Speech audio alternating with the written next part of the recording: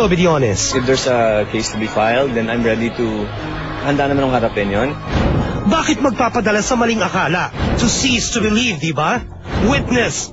Seen that, heard that, start off. Off now. Sinugod ka raw sa hospital, kaspotting ka ba? Takot kaming lahat. Ganun talaga siguro. Paano nangyari? Nasaan ka nun? Bahay lang. Tapos, biglaan lang. Pag ano ko, ako na lang siya, may dugo. So, takot ako.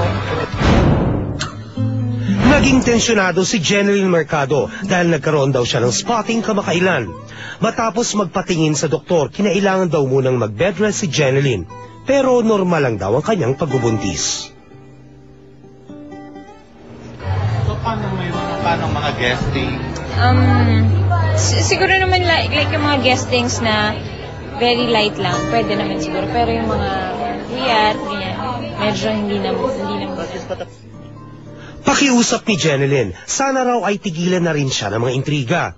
Mula nang lumabas ang balitang nagdadalang tao si Jen, hindi na siya nilubayan ng bad publicity. Ano naman, syempre unfair, hindi lang sa akin, kay Patrick din. Kasi, kumbaga, tahimik na rin kami ngayon. Meron na kaming sariling family. Tapos, hindi pa rin tapos. Parang, akala ko pagdating ng ganitong stage, matatapos na lahat, hindi pa rin pala. Maayos din ang kanilang relasyon ng kanyang boyfriend at ama ng kanyang anak na si Patrick Garcia. Good. Okay. Sobrang excited din siya sa baby. Gusto niya samahan mag-shopping, mag-malling. Sobrang excited. Actually, may namabas na balita na malaki mo mag-event together. Tutuloy ba yun? Bakit? Unang-una kasi, bata pa kami, tsaka hindi pa talaga tayong tamang time. Hinay muna sa pagtatrabaho si Jen, pero hindi raw nangangahulugan na hihinto siya. Hindi rin daw niya kalilimutan ang kanyang obligasyon sa kanyang mga magulang.